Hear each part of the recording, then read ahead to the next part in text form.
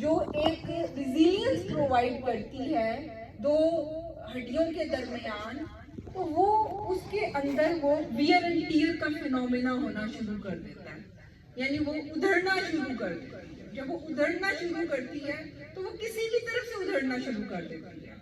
جب وہ گیپ ختم ہوتا ہے تو دونوں ہڈیاں آپس میں لگ کر جب رگڑ کھاتی ہیں تو وہ وہی عمل ہوتا ہے جیسے ٹائر کے اندر اگر گرووز ختم ہو جائیں تو آپ کی گاڑی سڑک کے اوپر ویو آف ہونی شروع ہو جاتی ہے، سلپ اوے ہو جاتی ہے۔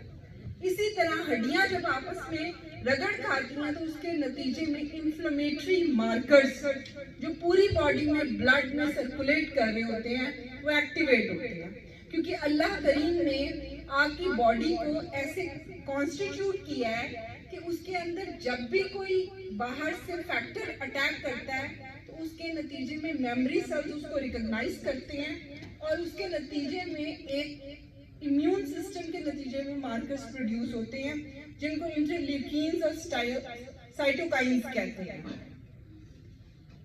نیچرل فلٹریٹر ہوتے ہیں اس میں، اس کے علاوہ MP1s ہوتے ہیں، بے شمار انزائمز ہوتے ہیں جو بیسیکلی اللہ تعالیٰ اس چیز کو پروٹیکٹ کرنا چاہ رہا ہوتا ہے۔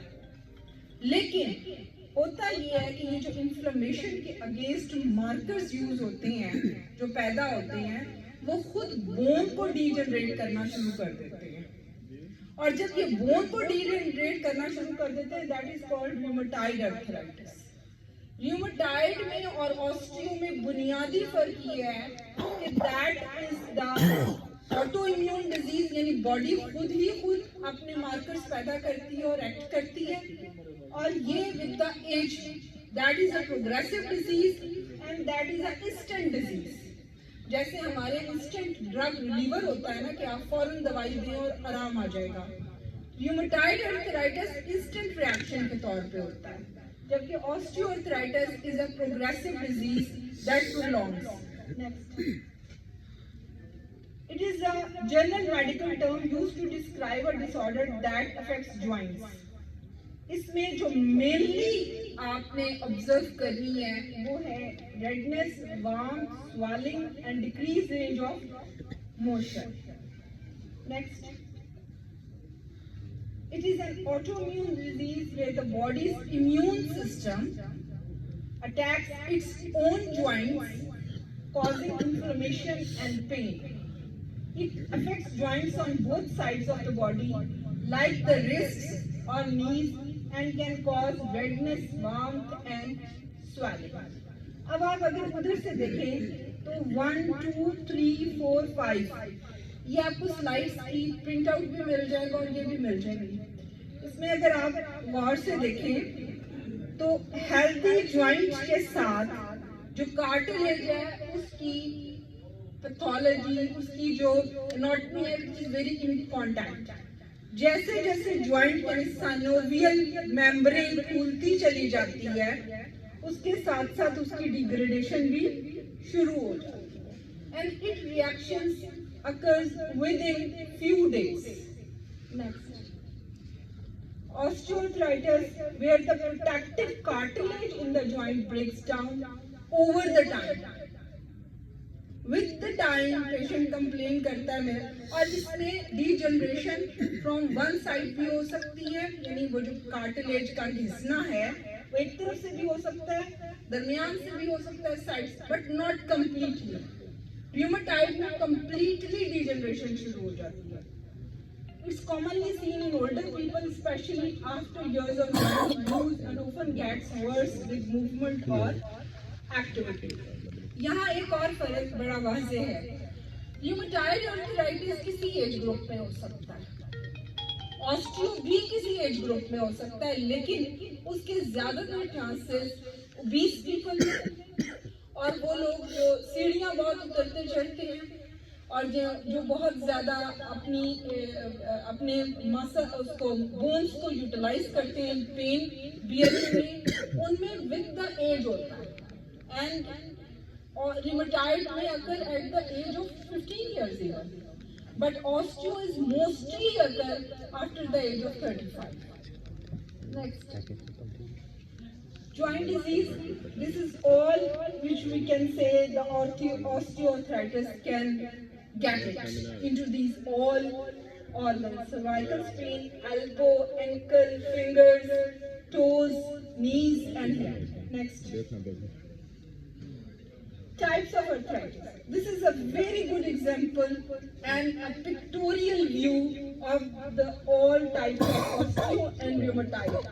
This is very healthy joint. Have you seen it? It's a contact synovial membrane in which the synovial fluid in between the cartilage membrane, and both are interconnected with this cartilage, which is a connective tissue.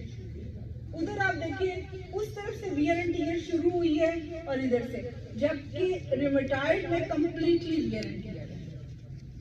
Next, osteoporosis. Osteoporosis it's very simple thing.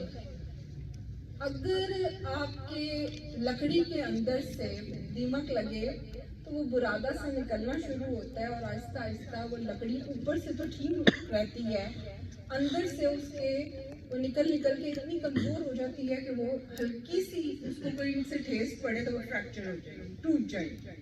The same happens with the bones. Bone density test जरूर करवाएं अपनी खवातीन का. Patient का तो करवाना है, उसका वो भी करवाएं. अब एक इंस्ट्रूमेंट मिलता है जिससे body weight, bone density, surface area, body mass सब कुछ उस एक इंस्ट्रूमेंट से कैलकुलेट हो जाता है और वो ज्यादा से ज्यादा 15 से 18,000 का, इतना ज्यादा नहीं है. तो तमाम मर्द और हजरात को एक दफा उससे जरूर गुजारा करें कंप्लेंट्स फॉर इट, क्योंकि बॉडी का मैस और बॉडी का वेट आपके जो बोन्स की स्ट्रेंथ है उसके साथ बहुत रिलेट करता है. अब उसमें से जब बोन डेंसिटी कम होती जाती है और पोरोसिटी क्लियर होती जाती है, पोरोसिटी होती है like gap between the osteoclast के बीच, बोन सेल्स के बीच गैप आना शुरू हो जाता है ड्यू टू मेनी रीजंस. सबसे बड़ा रीजन है कि हमारी जीआईटी से कैल्शियम की एब्जॉर्प्शन नहीं होती. आपके पास फीमेल्स खास तौर पे आ गए, फीमेल्स की तीनों जो कंडीशंस, हार्मोनल कंडीशंस होती हैं, वो प्री मीनोपॉज और पोस्ट मीनोपॉज फर्क होती हैं. अब तो ये फर्क भी खत्म हो गया. मेल्स में भी ओस्टियोपोरोसिस बहुत तेजी से हो रहा है, स्पेशली वो इलाके जिनमें सूरज की रोशनी. अच्छा, एक गलत कंसेप्ट है जी, विटामिन डी मिल रहा है. विटामिन डी 8 बजे से पहले होता है, वो सिर्फ यूवीबी रेस के जरिए होता है. हर UV rays A B C आपके लिए फायदेमंद नहीं है.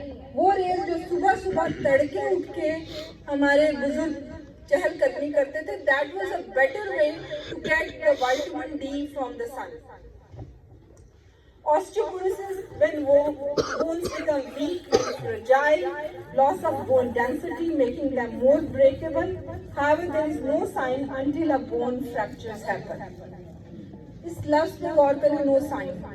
That is the instrument that I am telling you will tell you the bone density, bone mass, body surface area, और आपके तमाम फॉर्म्स के ऊपर, स्पेशल फॉर्म्स के ऊपर ये सब इंडिकेटर्स होने चाहिए before investigating the patient.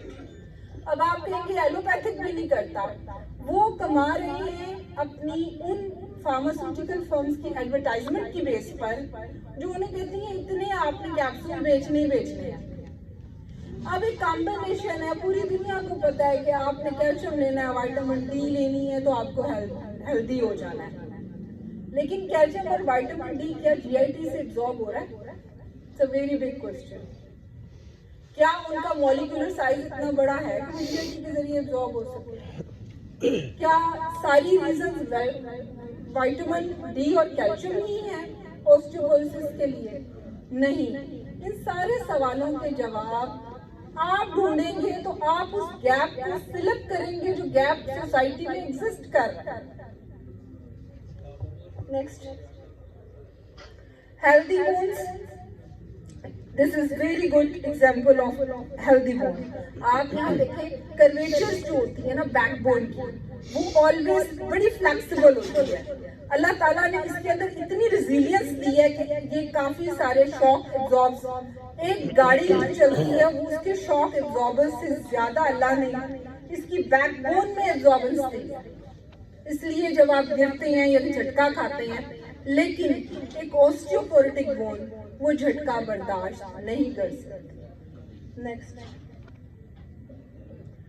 osteoporosis affects bone density. Osteoarthritis is a degenerative disease. Rheumatoid arthritis is an autoimmune disease. مجھے صرف آپ کو یہ ریکال کروانا ہے، آپ کو بتانا نہیں ہے، because you all people know these things. کہ what is the major difference between these? These three cannot be treated like one hand. Osteoporosis bone density کو افیکٹ کرتی ہے، آپ نے اس کا کیلشیم چیک کروانا ہی کروانا ہے. Osteoarthritis degenerative joint disease ہے، اس کی کارٹلیج کی کنڈیشن ریڈیولوجیکلی آپ نے لینی ہی لینی ہے. Rheumatoid arthritis ایک autoimmune disease ہے، اس میں آپ نے اس کی سی ریئیکٹیو پروٹینز اور باقی جو فیکٹرز ہیں ان کو ڈٹرمن کرنا ہی کرنا ہے، which is biochemical tests. Each has different causes, symptoms and implications for treatment. Next. Again, a joint wear and tear causing pain, stiffness and swelling. Rheumatoid arthritis, autoimmune disease. Body attack its joint causing inflammation and pain. اس میں اور اس میں inflammation بڑی واضح نظر آ رہی ہوتی ہے. Osteoporosis, bones become very weak and brittle without any symptoms until a break occurs. یہ آپ نے باڈی ڈینسٹی اور اس کا